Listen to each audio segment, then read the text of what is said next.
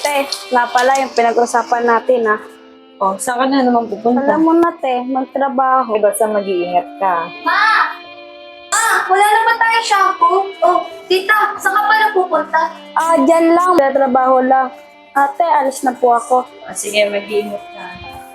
Ma, pwede po ba ako pumunta sa labas? Ano ka ba, anak? Alam mo madaming masasamang tao dyan sa labas, eh. Baka kung mapano ka pa. Sige po, mama.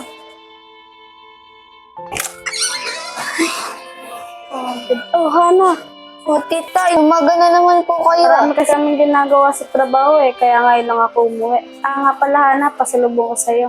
Salamat po, tita. Paano, Hana? Magpapahinga muna ako. No oras no. Tagal mo ni parang lepot. Oy, Sander! Uy, Pare, ba't mo ba ako pinatawag? pare mamaya beer house tayo. Dahil may chicks doon, magaganda. Wala ka talagang kadala-dala, Sander eh. Chickboy ka pa rin. Pre, di naman. Nagkataon lang. Pagkataon lang. Nga pala, kamusta na yung chicks mo dati? Sino? Si Dayan, di ba yun yung nabuntis mo dati? Ha? Bakas mo lepot. Joke lang, pre. Tara na. Tara na nga. Tita, saan po pala si mama? May binili lang siya sa palengke. Tita, magpapaalam lang po sana ako sa inyo kung pwede po ba ako lumabas. Naboboring na po kasi ako dito sa bahay. Ay, naku, pinagbiling ka pa naman sa akin ng mama mo na huwag ka lalabas. Sige na, tito, please. Kahit saglit lang, oh. Baka mabuta kasi tayo ng mama mong wala ka eh. Sige, basta saglit lang, ah. Salamat po, tita. Paano po? Dito na po ako. Laki na talaga ng anak kong si Hana.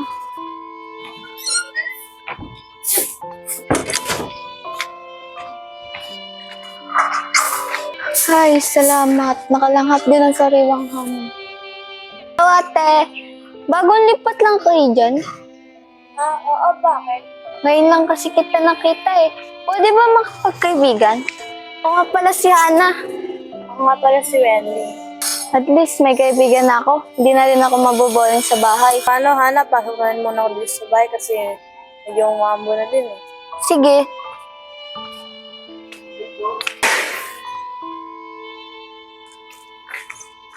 Oh, Hana. Oh, mama. Ano ginagawa mo rito sa labas? Mama. Nagpangin lang po ako dito saglit.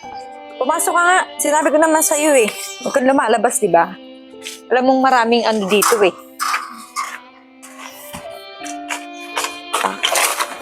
Sinabi ko naman sa'yo na ayaw kong lumalabas ka.